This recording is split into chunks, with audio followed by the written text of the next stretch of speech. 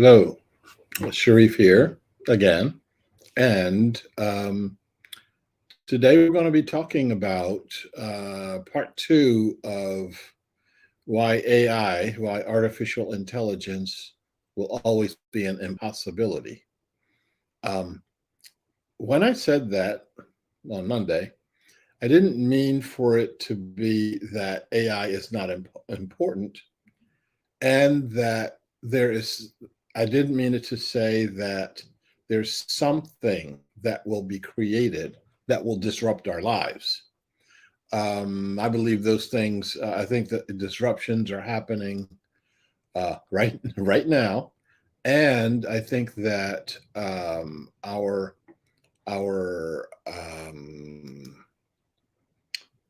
frame of reference of what it means to be human is moving.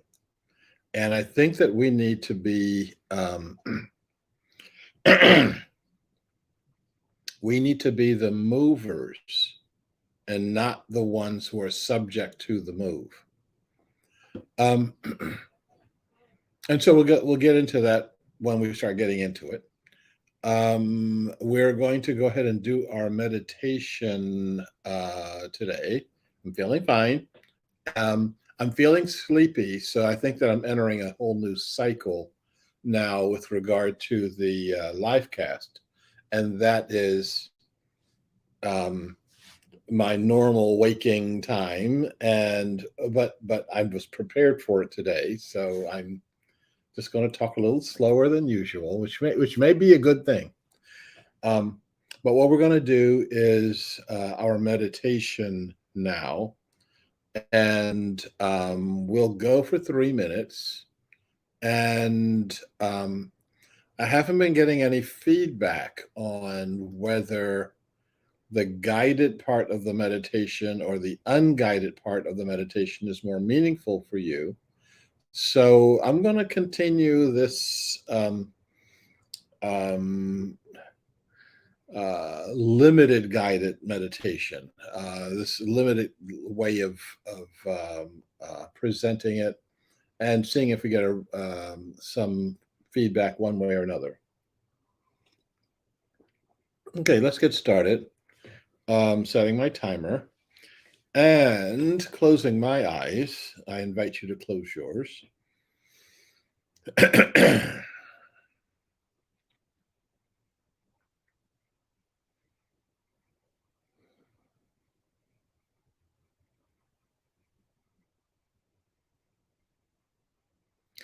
I invite you to let go of all of your thoughts. Your thoughts are not you.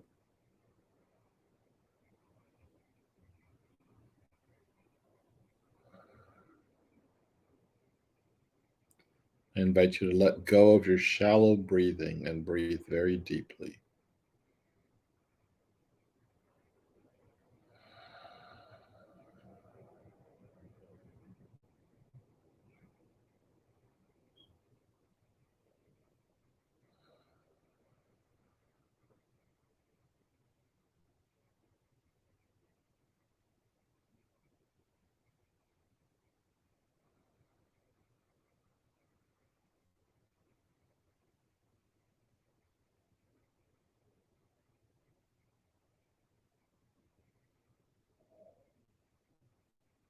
I invite you to let go of your shallow being, and you are the entire world.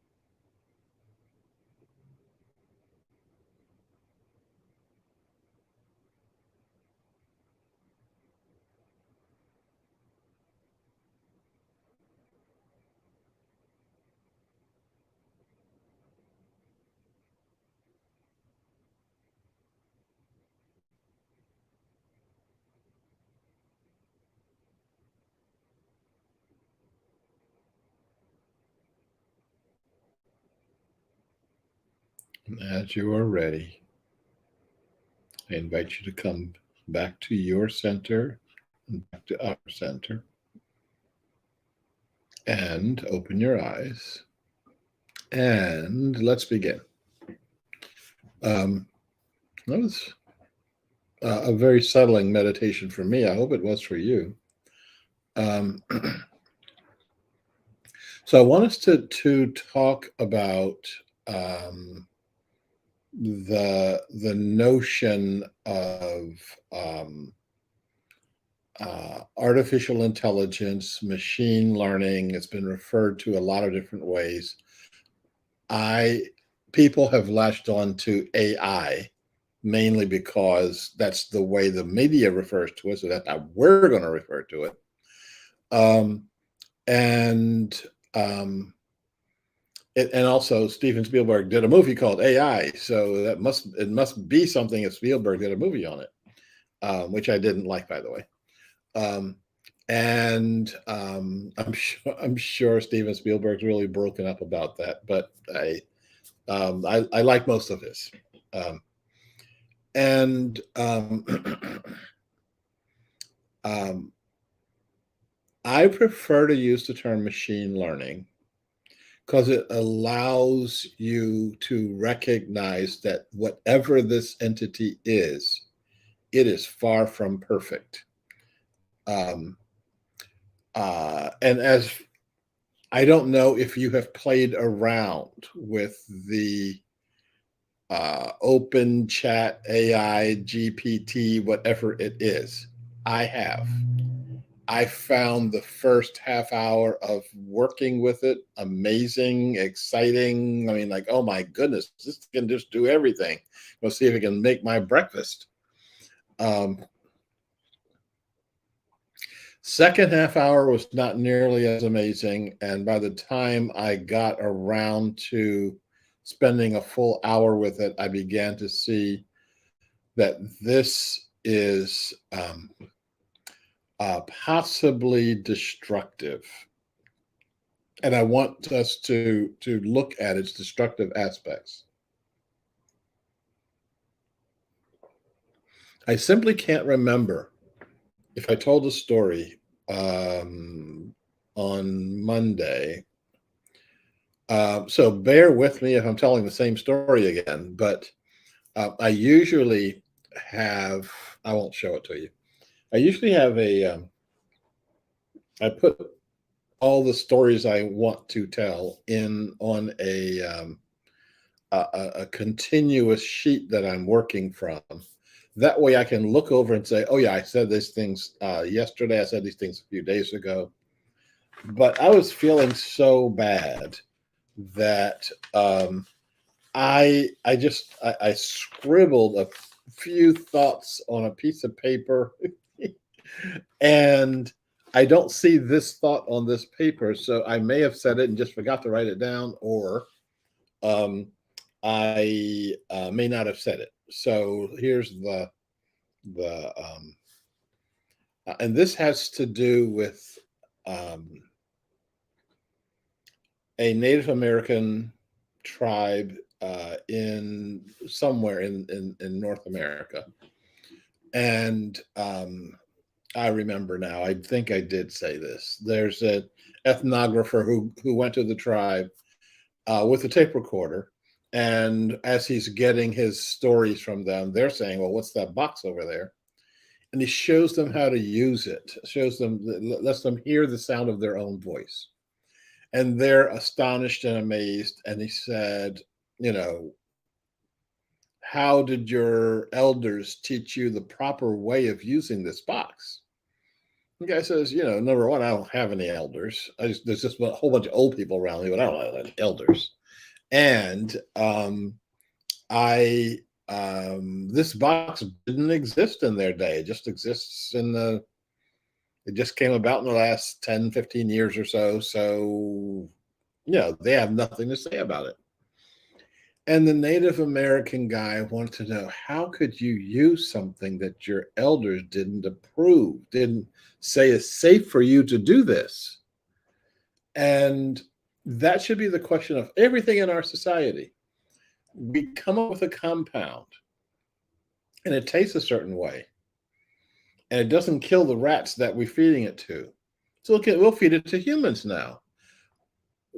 At what point do we stop and wait and learn the right ways to see the world, learn the right ways to act in the world?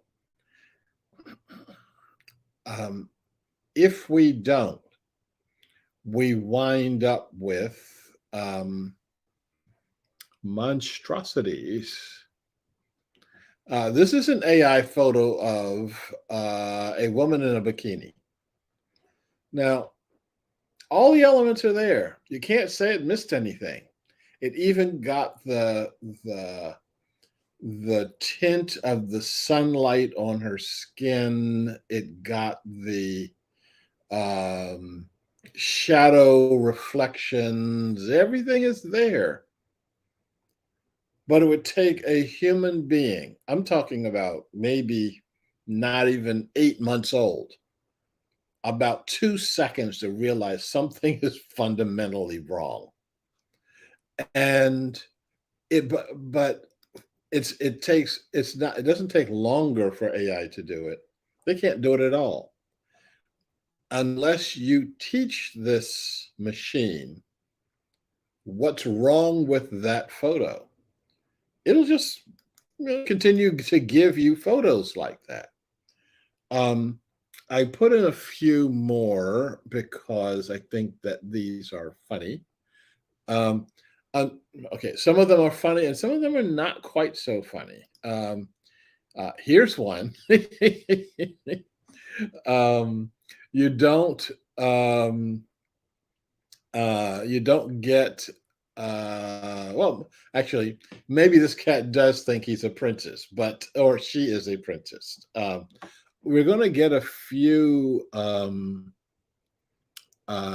gender conundrums in here also.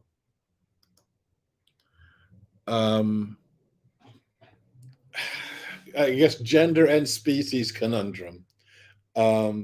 The Now, the AI is smart enough to put in touches like the flower petals in the air and things like that. But it's not smart enough to see that the woman in a dress is not a man in a dress. Okay. That the horse was a pretty buff horse. Okay. But you're not looking at this right. It took me a few seconds on both of these. Okay, so let's work on the cat. I had the angle wrong. This is a picture of a cat looking down in the chair at the cat, just kind of stretched out. I thought the cat was kind of standing on its head for a while, which is something that cats may do. The cats can do anything they want to do. But yeah, this is a cat kind of lounging in a chair, looking down at the cat. And this is the AI interpretation of that picture. Okay. Now, nobody took the time to tell the artificial intelligence that human beings don't have 3 legs. So it did the best that it could, saying, "Oh, I got some extra white image here, so let's just turn it into another leg," And so let's continue on. Oh, this one, this one's adorable.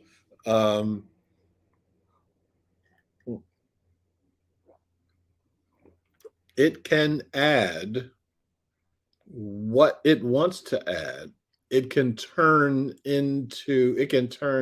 whatever it sees into whatever it thinks it sees, and it can't see anything.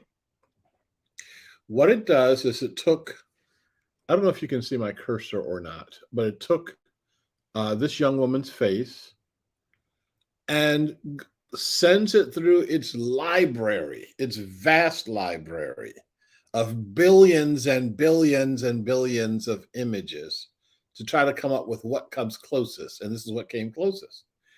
It has no idea what um, humanity is. Unfortunately, I think there's a bunch of human beings that don't know that either. It has no idea of context. It has no idea of surroundings. It has no idea of lots and lots of stuff. It it is a machine that makes associations based on what you tell it to do. And again, someone that didn't say, here's the difference between a human being and a dog-like creature. Hang on, I want to show you another. Oh yeah, and this gets into the creepy scale here. Well, that's a new breed to me. Um, and I'll, I'll just leave that one alone. Um, this is really interesting. Um, the most obvious part is obviously the baby got old real quick. Okay, but this person's mask turned it. It took a long time for me to figure out what this is. It's like a little child's head, and the face is looking toward the, like, over their father's shoulder, and the hair is right there. And again, you didn't tell it mask, you didn't tell it anything. It looked at it, it says, oh, it's a head. And so the challenge is, human beings can look at things like this and correct it. Eventually, the AI will correct it, but what won't it catch? And the things it won't catch simply because it's not a human being, and it's not a living being. Oh, this one is cute. Um, the Again, it looks at what it is programmed to see, not what is actually there. This gets these are funny, and then it gets serious. I don't know when on Trump's court date, whether you saw images of him being tackled to the ground by police and handcuffed and things like that. How many people believed this? And in France, Macron being chased down the street by demonstrators, with his feet not quite touching the ground, which is really interesting. When you start looking at these and look at them close enough, you can start seeing the fake aspects of them. Light coming in from the wrong direction. So our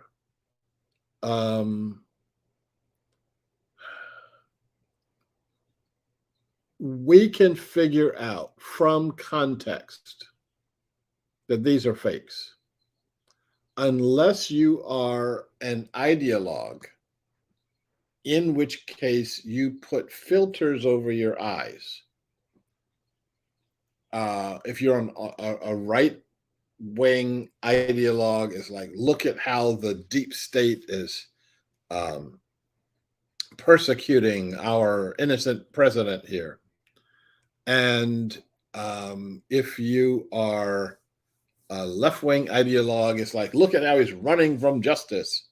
And neither one of those responses is a good response, because both of them are both of those responses are based on misinformation, disinformation,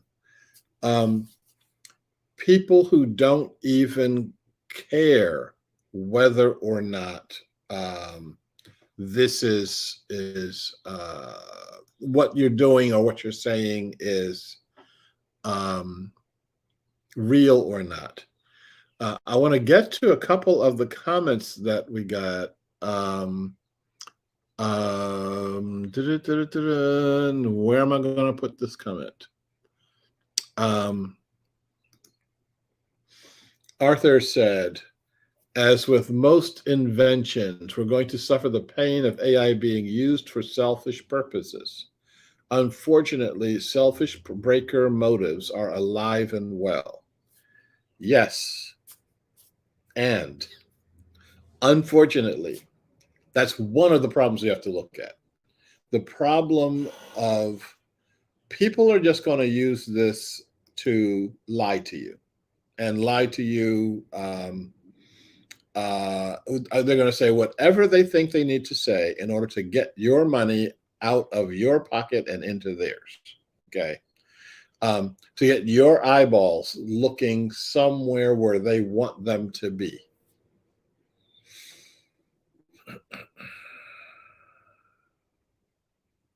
But that's not the only problem. We start looking at what people will do. Think about the two.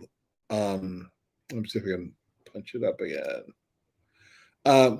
The two political fakes here. I'm sorry, the two political fake photos here. Let me be more precise.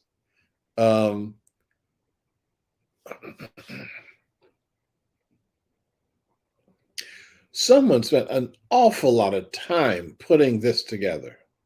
This is not, throwing the images together and winding it with a human being with a cat face. Okay, that happens. Somebody wanted you to believe that these events happened. It wasn't because they made money from this.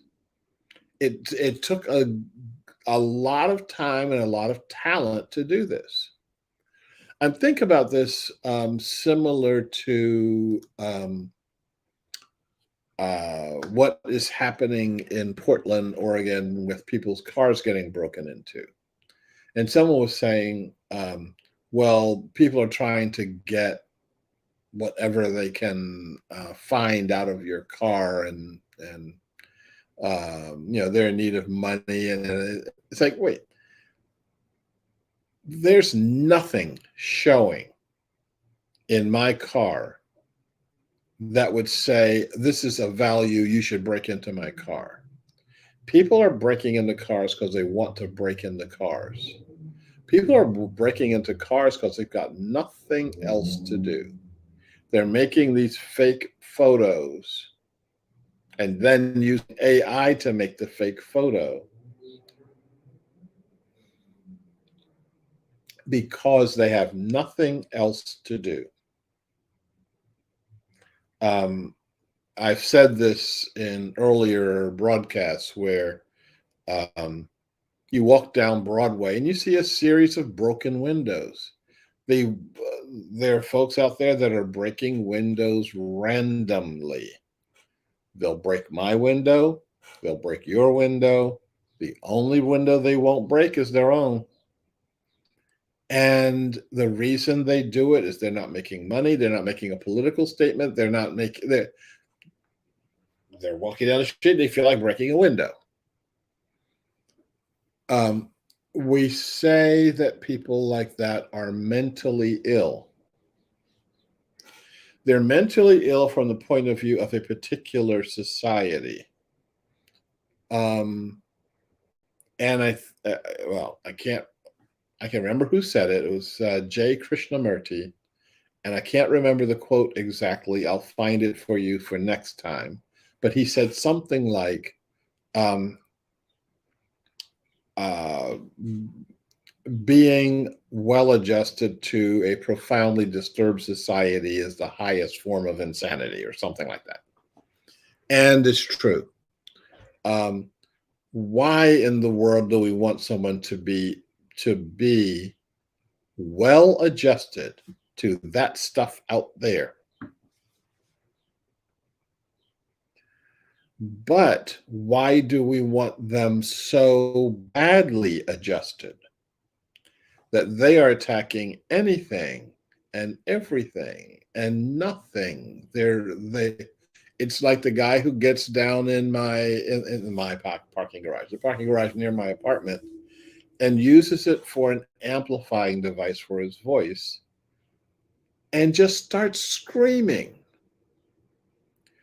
We have to do more and better with regard to that.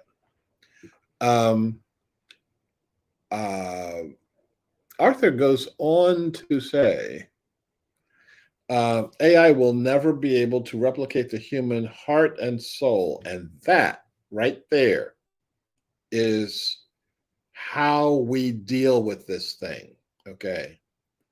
Okay, so AI will never be able to replicate the human heart and soul. This ultimately gives me hope that we humans will get our collective heads out of I'm sorry, what was that word there? Out of our assets, and will not allow AI to completely displace us. Yes.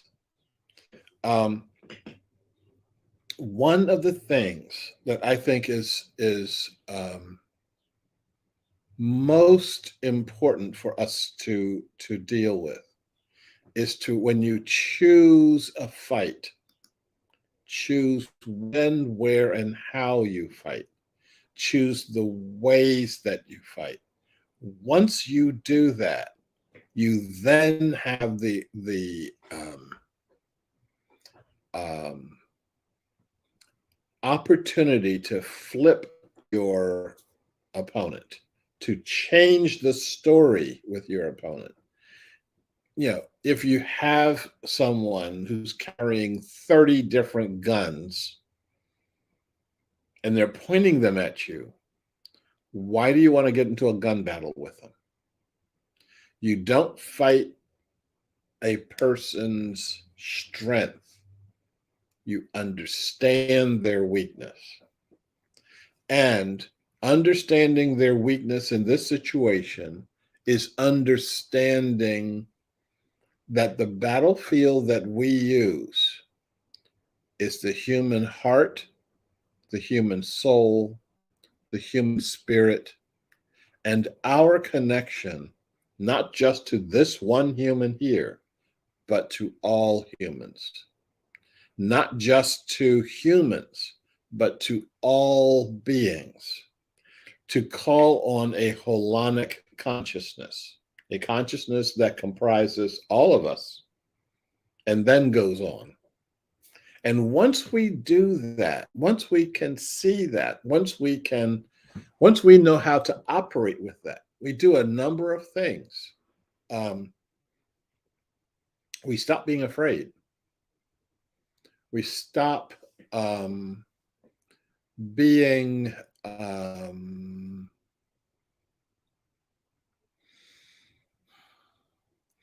we stop believing in nonsense because the nonsense is being thrown at us.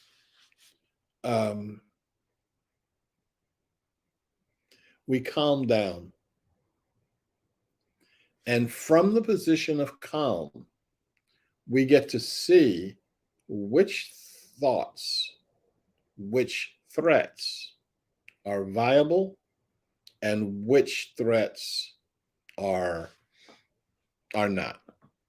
So I'm going to do something as I close here.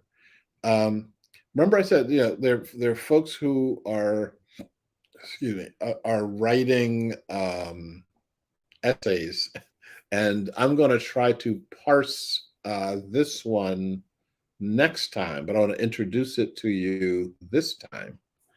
And this is from Lorna Shaw. The first couple of paragraphs are first to say it's absolutely inspiring the way you manifest your authentic self in this space. Thank you. And we're going to go to the third paragraph here. Since you mentioned the mosquitoes, this is in the talk I did last time, where I said, the world has to work for them also. And I made a joke that said, yeah, but not around me.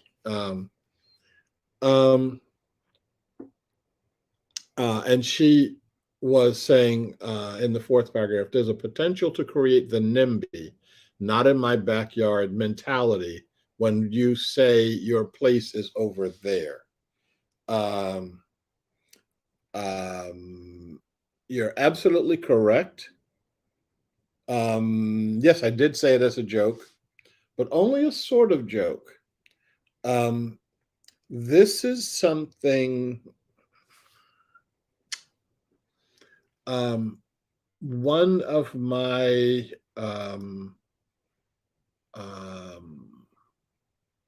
friends and supporters who I'm trying to remember his name. This is the sign that you're getting older. Oh yeah, my good friend. Oh yeah, what's his name? Richard Register. And he's an urban architect, and he is the guy that founded the term urban ecology, to think about ecology as not just trees and flowers way out there. He was saying that when you talk about a healthy ecosystem, all beings that are in the ecosystem are that when you began, they should still be there in when you're finished, whatever your work is, but they may be there in changed numbers. Okay, so if we reduce the mosquito population of an area by 90%, so that other beings, including humans, can thrive in this setting. There's nothing wrong with that. What's wrong is the eradication concept of saying we're going to reduce the mosquito population to 100%. We're going to kill this is breaker thinking, kill everything that I can't make money on. And what we need to do is let that go, let that kind of thinking go. And when we do that, we can start seeing the world a different way. That yes, there's a place in your local ecosystem for mosquitoes, if mosquitoes have been there for in your history. Trying to get mosquitoes into Death Valley probably won't work. But it doesn't mean that they have to overwhelm you. It doesn't mean they have to threaten your life, and it doesn't mean that you have to that there's nothing that you can do except wipe them out. You can figure out how you're going to cohabit. And one of the things is, the mosquito is not the thing that kills you or sickens you with malaria. It's what's riding on the mosquito. And if you can limit that, and maybe there's something else riding on that microbe, if you can limit that, you get to a point where all of us can start living together. Okay, folks, we may wind up talking more about this at another point in time, the next point in time being Friday. I look forward to talking to you then, and may all beings be well, may all beings be secure, may all beings be happy. Thanks, and see you in our future, and hopefully all of us will be well.